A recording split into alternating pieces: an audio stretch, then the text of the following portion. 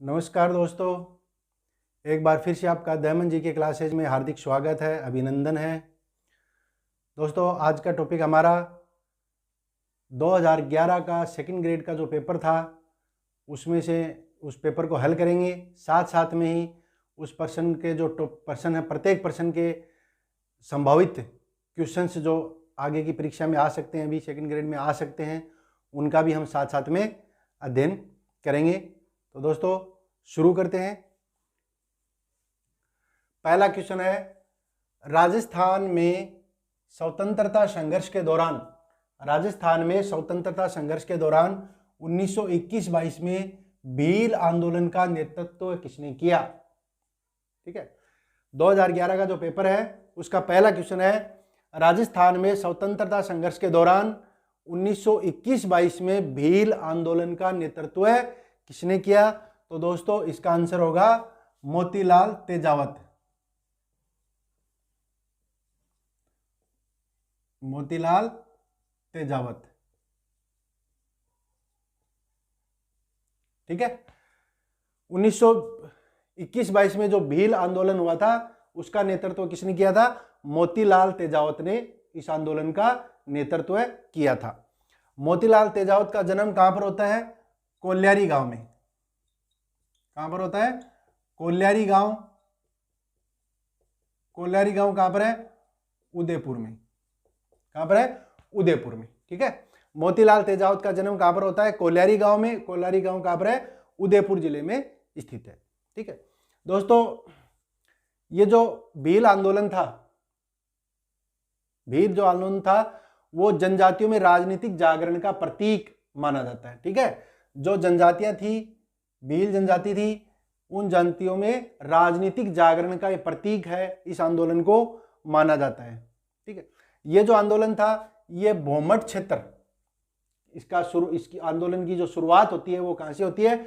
भोमट क्षेत्र से इस आंदोलन की शुरुआत होती है। और भोमट क्षेत्र के अलावा ये सिरोही और गुजरात राज्यों में भी इसका विस्तार हुआ। ये जो भील आंदोलन था, इस आंदोलन का विस्तार भोमट क्षेत्र के अलावा सिरोही और गुजरात में भी इसका विस्तार होता है। दोस्तों भोमट क्या है? भोमट मेवाड़ का दक्षिणी पश्चिमी क्षेत्र जो है वो भोमट कहलाता है। भोमट क्या है? भोमट मेवाड़ का दक्षिणी पश्चिमी क्षेत्र जो है उसको भोमट कहा जाता है। तो ये जो आंदोलन था इसकी शुरुआत होती है भोमट से, यानी कि मेवाड़ से इसकी शुरुआत होती है और इसके साथ साथ ये सिरोही और गुजरात में भी फैल जाता है, इसका विस्तार हो जाता है।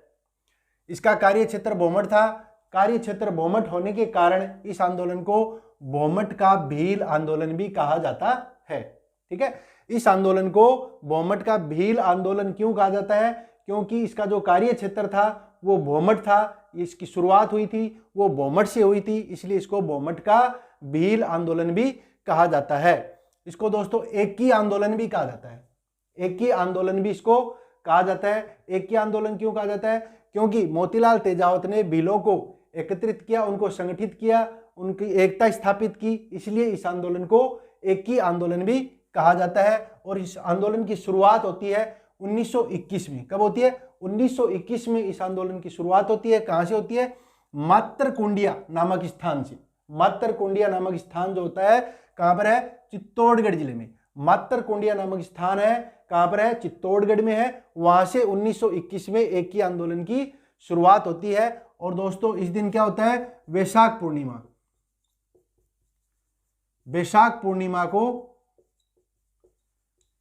इस आंदोलन की, एकी आंदोलन की शुरुआत वैशाख पूर्णिमा को मातरकुंडिया चित्तौड़गढ़ से होती है। कब होती है? 1921 से होती है। मातरकुंडिया को दोस्तों राजस्थान का हरिद्वार भी कहा जाता है। मातरकुंडिया को क्या कहा जाता है? राजस्थान का हरिद्वार मातरकुंडिया को कहा जाता है। और इस आंदोलन का जो नारा था, एकी आंदोलन का जो नारा था वो था ना हाकिम और न हुक्म। ना हाकिम और न हुक्म, इसका मतलब है न कोई राजा और न राजा का कोई आदेश हम मानेंगे। ठीक है, न तो कोई राजा है, राजा को मानेंगे, न राजा का कोई आदेश हम मानेंगे।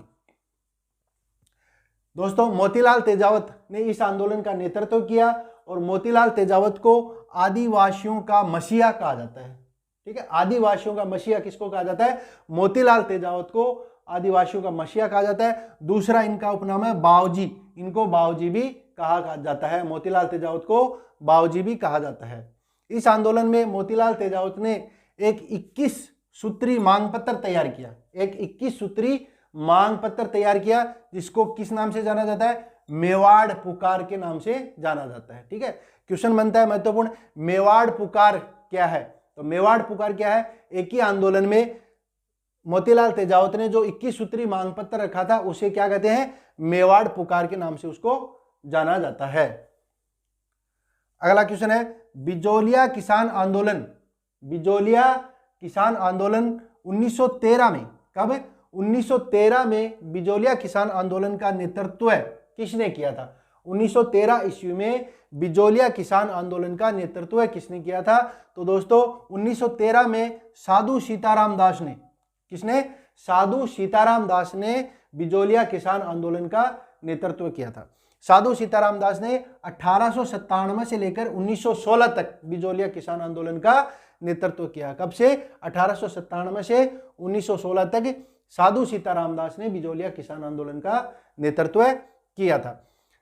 उसके बाद विजय सिंह पथिक इस आंदोलन से जुड़ते हैं और किसके आग्रह पर जुड़ते हैं? साधु सीताराम दास के आग्रह करने पर विजय सिंह पथिक जो है वो बिजोलिया किसान आंदोलन से जुड़ते हैं और बिजोलिया किसान आंदोलन का 1916 से लेकर के 1927 तक विजय सिंह पथिक नेतृत्व करते हैं। विजय सिंह पथिक 1916 से लेकर के 1927 तक बिजोलिया किसान आंदोलन का नेतृत्व करते हैं। 1927 में विजय सिंह पथिक जो है वो इस आंदोलन से हट जाते हैं और उसके बाद में माणिक्यलाल वर्मा बिजोलिया किसान आंदोलन का नेतृत्व करते हैं 1927 से लेकर के 1941 तक। ठीक है, तीसरा चरण है ये और अंतिम चरण जो बिजोलिया किसान आंदोलन 3 चरणों में हुआ था, तीसरा चरण और अंतिम जो चरण है उसका नेतृत्व करते हैं माणिक्यलाल वर्मा 1927 ईस्वी से 1941 ईस्वी में। और दोस्तों 1941 ईस्वी में क्या होता है कि मेवाड़ के शासक द्वारा आंदोलन की जो भी मांगे थी वो मान ली जाती है और आंदोलन यहीं समाप्त हो जाता है। ठीक है, तो महत्वपूर्ण क्वेश्चन बनता है कि बिजोलिया किसान आंदोलन जो है उसका अंत किसके नेतृत्व में होता है? तो इसका अंत होता है माणिक्यलाल वर्मा के नेतृत्व में बिजोलिया किसान आंदोलन का अंत होता है। अगला क्वेश्चन है, कुमारपाल प्रबंध के अनुसार, किसके अनुसार? कुमारपाल प्रबंध के अनुसार चित्तौड़गढ़ किले का निर्माण मौर्य राजा ने करवाया था। किस मौर्य राजा ने करवाया था? कुमारपाल प्रबंध के अनुसार चित्तौड़गढ़ के दुर्ग का निर्माण किस मौर्य राजा ने करवाया था? तो दोस्तों चित्रांगद ने करवाया था। किसने करवाया था? चित्रांगद ने चित्तौड़गढ़ किले का निर्माण करवाया था। किसके अनुसार? कुमारपाल प्रबंध के अनुसार। ठीक है, अब कुमारपाल जो थे कौन थे? कुमारपाल चालुक्य वंश,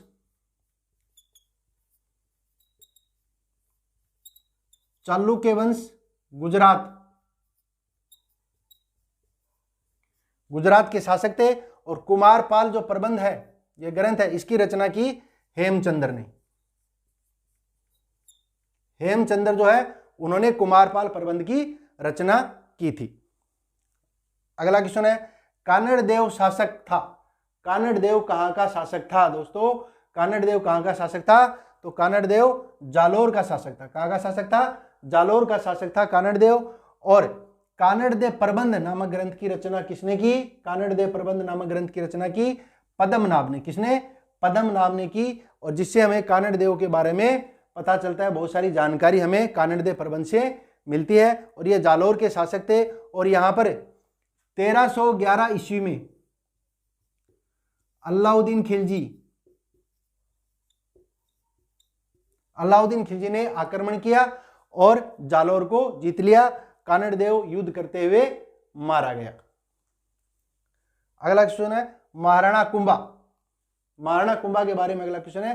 क्वेश्चन क्या था? क्वेश्चन ये हमारा कि निम्नलिखित में से महाराणा कुंभा के बारे में कौन सा कथन सत्य नहीं है, कौन सा कथन असत्य है? तो इसमें 4 कथन थे। कुंभल दुर्ग का निर्माण, कुंभल दुर्ग का निर्माता, तो महाराणा कुंभा कुंभल दुर्ग का निर्माता था, ये सही है। मेवाड़ का महान शासक, तो महाराणा कुंभा मेवाड़ के महान शासक थे, ये भी सही है। संगीत प्रेमी, महाराणा कुंभा जो थे वो संगीत प्रेमी थे, ये भी सही है। इन्होंने संगीत राज, संगीत सार और संगीत मीमांसा नामक ग्रंथों की रचना की थी। महाराणा कुंभा ने संगीत प्रेमी थे और उन्होंने संगीत राज, संगीत सार और संगीत मीमांसा नामक संगीत पर ग्रंथों की रचना की थी। चौथा ऑप्शन आता है इसमें कि विद्वान नहीं थे लेकिन विद्वानों के आश्रयदाता थे। विद्वान नहीं थे लेकिन विद्वानों के आश्रयदाता नहीं थे, तो ये ऑप्शन इसमें गलत आता है, क्योंकि महाराणा कुंभा विद्वान थे। उन्होंने बहुत सारे ग्रंथों की रचना की थी, जिसमें से महत्वपूर्ण है सूड प्रबंध। एक तो सूड प्रबंध की इन्होंने रचना की, दूसरा इन्होंने रसिक प्रिया नामक ग्रंथ की रचना की थी। रसिक प्रिया क्या है? जयदेव गीत गोविंद, गीत गोविंद है जयदेव की, उसकी इन्होंने टीका लिखी थी। ठीक है, गीत गोविंद की टीका इन्होंने लिखी थी, जिसका नाम इन्होंने रखा था रसिक प्रिया इन्होंने रखा था। तो दोस्तों स्क्रीनशॉट लेना चाहो तो ले सकते हो।